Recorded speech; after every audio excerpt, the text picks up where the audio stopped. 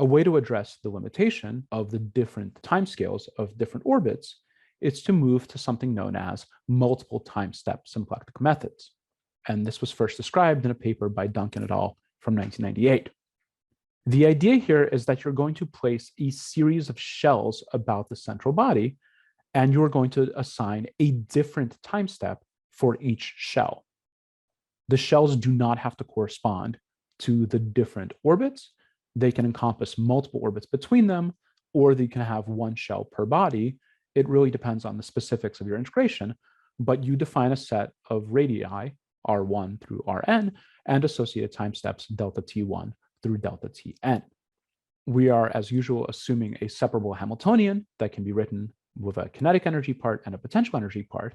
And in this scheme, we can rewrite the potential part as the sum over k potentials, with the corresponding forces for each set of potentials being equal to the partials of those potentials with respect to our generalized coordinates. We have to define these shells to obey a specific set of rules. The first is that the force function, which is a function of the generalized coordinates, must be equal to the summation of all of the individual force functions, mapping to all of the individual potentials that we've split our h sub v term into. We require that the kth force function must be equal to 0 for magnitude of coordinate greater than the radius of the current shell, except for the very first one, which represents the shell that the central body is located in. So we cannot allow inner shells to force outer shells. This does not mean that we have to neglect the interaction of inner bodies with outer bodies. We just have to structure our potential functions accordingly, such that this is true. And finally, we require that the ratio of delta tk to delta tk plus 1 is a natural number. And frequently, this is just set to some constant value m. If these things are true, then we can define our symplectic map as a composition of SI terms, which are equivalent to the propagation of the ith potential, so the exponential of delta t dv sub I, and s of sigma I, which is the propagation of the full Hamiltonian. Duncan et al. Defined the sigma naught propagation as the S2 map from Yoshida. That is, the half time step drift, full time step kick, and half time step drift. And these S naughts will be due to the V sub 0 value, the potential associated with the innermost shell. And this S sigma 1 of delta T naught of the full time step can itself similarly be decomposed into the same S2 scheme to the power delta T1 over delta T2. And this is where our integer ratio comes into play, because that has implications for the possible roots of this expression. Similarly, this inner term here is S of sigma 2. It also can be decomposed into the same half full half propagation, that same S2 scheme, and so on and so forth. And so this can potentially be infinitely recursive. However, we have this second condition. For all radii greater than r of n plus 1, f sub k will be 0. And so that means that at that point, the s of sigma n plus 1 will be equal to s1, and our recursion will terminate. There are lots and lots of different ways of generating these potentials, v sub k's. The most straightforward one is a truncated Taylor expansion of our original potential term, -1 over r, to match at the boundaries that are given by your various shells. There can be a lot of ad hoc tweaking of these methods, and these, as far as I know, have somewhat lost their appeal because, as we will see presently, general purpose numerical integration has taken over and provides much more straightforward approaches to doing this.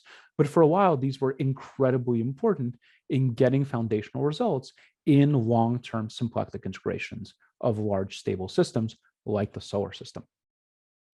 In this exact same paper, Duncan and co-authors also introduced a new coordinate set known as the democratic heliocentric, or sometimes mixed center coordinates.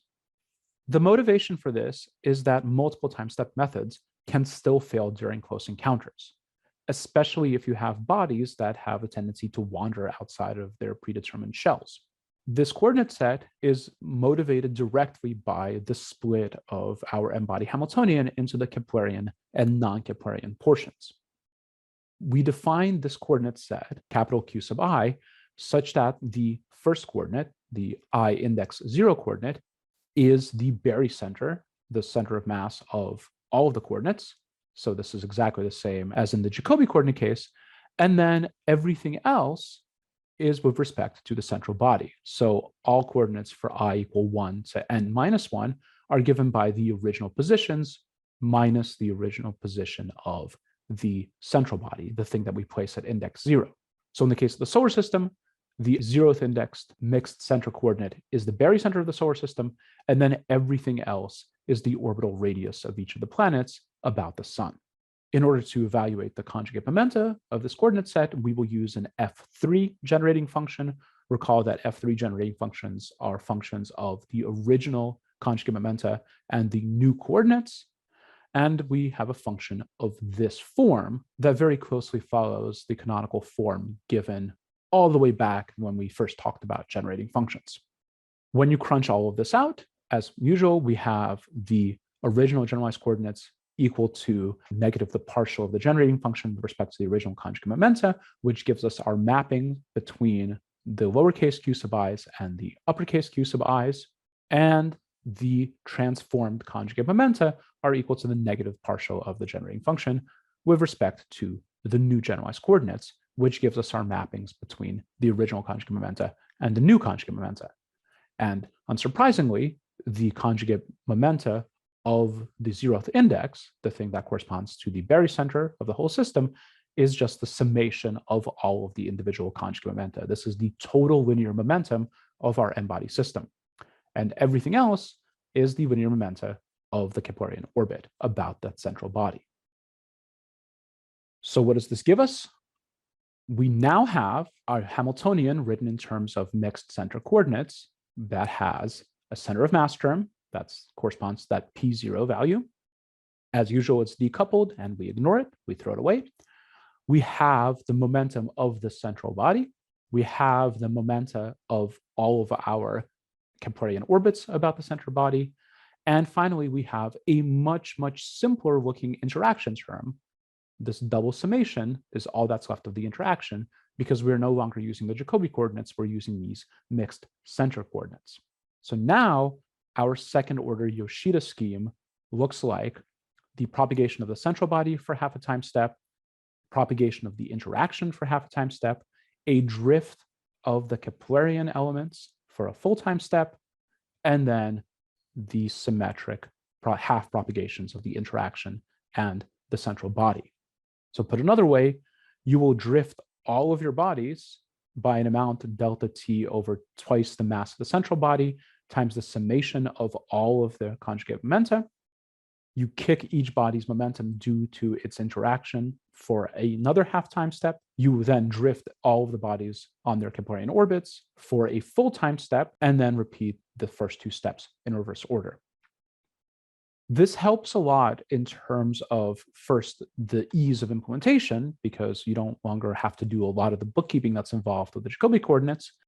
It also somewhat helps with close encounters, although for really close encounters, you're still going to run into issues.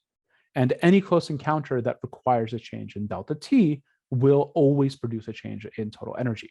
Multiple encounters will invariably destroy the symplectic property that we are trying so hard to preserve here. And this brings us to the concept of hybrid symplectic integration, as introduced by Chambers in his 1999 paper. The idea here is that we are no longer going to strictly differentiate the pieces of our Hamiltonian between what the central body is doing and what the Keplerian orbits are doing and what the interaction is doing. Rather, we are going to segregate parts that are large from parts that are small. In a long-term stable system without close encounters, like the solar system, or just the major bodies of the solar system, typically the Keplerian part of the Hamiltonian is much larger than the interaction part. However, If any two bodies make a close approach, then the interaction part will grow and the error will increase. The solution proposed by Chambers is to then transfer temporarily that piece of the interaction term into the Keplerian term. Let's consider a motivating example.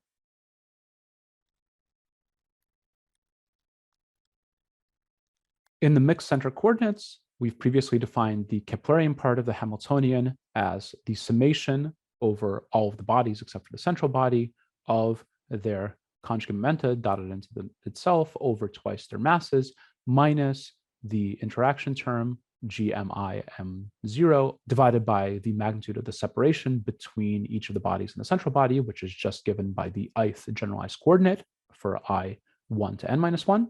And the interaction term was negative this double summation in the gravitational constant times the product of the masses times the distance between the two bodies given by the norm of capital QI minus capital QJ. In the normal course of events, when bodies are well behaved and stay well away from one another, this is large and this is small. However, what we're talking about now is a close approach. And so let's consider a case of a close approach between some bodies A and B, which means that the norm of QA minus QB is going to be small. The denominator of the one term of the summation representing the interaction between A and B starts to increase. It blows up the overall H interaction, and we lose the cool perturbative property that we've been relying on to keep all of these things stable and error-free. So what do? As soon as this starts to ramp up, we modify these two Hamiltonians. We take away the one offending term from here. That is, we have to subtract off all of the pieces of this double summation that are in QA and all the QJs such that J is not equal to B and J is greater than A. And we tack this onto here, where it will take the form negative GMAMB over their separation distance. So first off, you should convince yourself that subtracting this from here and adding it to here is a null result. When you add everything back up, these two things should exactly cancel. Once you've convinced yourself of that, we move on to the next problem. This Keplerian Hamiltonian is no longer describing pure two-body orbits. We lose the ability to analytically integrate this as it contains a third body. It has the central body, and it now also has MA and MB. The proposed solution by Chambers is that for the times when this is no longer analytically treatable, you simply use another method for numerically integrating it. And his proposed method was using the Bullrich-Stower algorithm that we've previously discussed. This swapping still changes the H prime, that modified Hamiltonian's energy, each time you do it, but it does so by a vastly smaller amount than does changing the time step. So that is the net benefit of this. By offloading the problematic part of the interaction Hamiltonian off onto the Keplerian Hamiltonian and switching to a general purpose numerical integration scheme, you are able to more closely preserve the total energy and retain the vast majority of the symplectic structure you're trying to preserve than if you were trying to deal with close approaches by modifying your step size.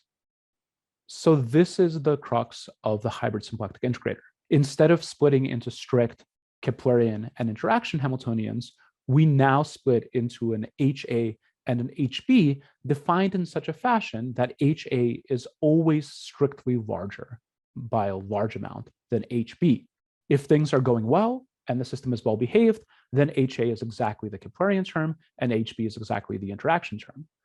When you are dealing with close approaches, HA becomes a set of three-body problems and HB is still the majority of the interaction, but they are defined in such a way that this condition always holds.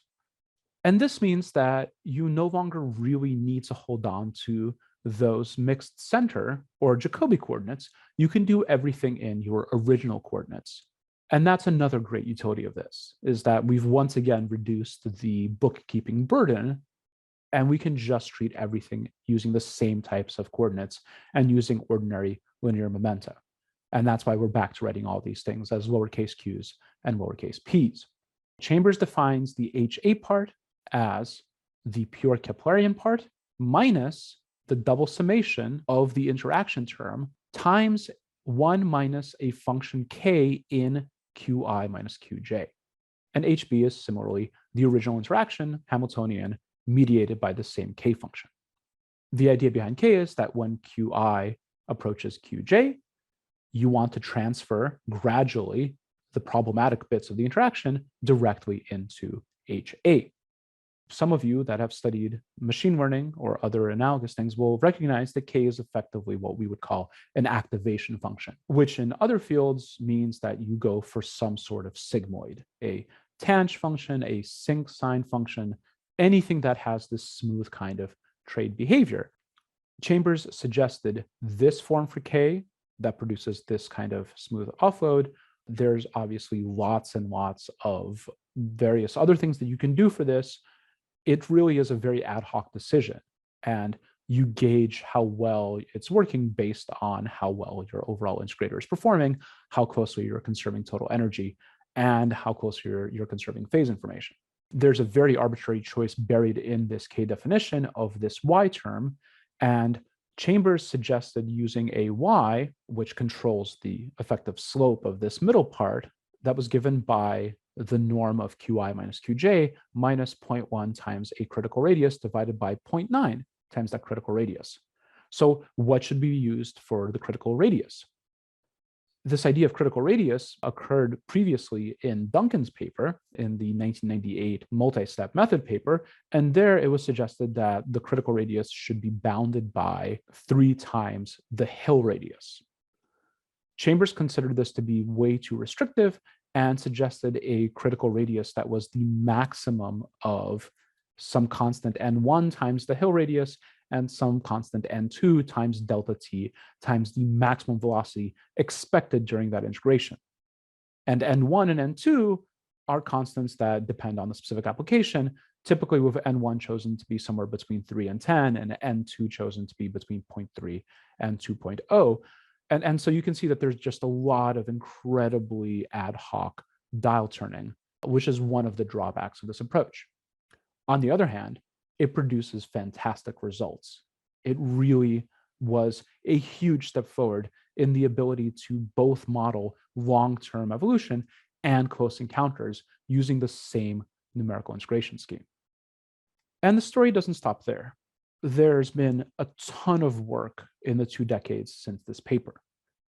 For about a decade in the early 2000s, hybrid symplectic integrators, and in particular Chambers' implementation, which he called Mercury, were the de facto standard for long-term n-body propagation and evolution. They effectively won the efficiency and dependability criteria over the preceding schemes. And so astrodynamicists, and in particular astronomers, those researchers studying naturally evolving systems that wanted to look at million-year propagations, would naturally turn to these kinds of schemes. And then gradually, the field started to shift to the point where now many different researchers have made the compelling argument that using a conventional integrator to machine precision, so such a high order integrator that it conserves the Taylor expansion of the true flow to the precision of the encoding of the data type, is actually superior than symplectic methods and hybrid symplectic methods. And so this is where we'll turn to next and look at higher order and machine precision integration.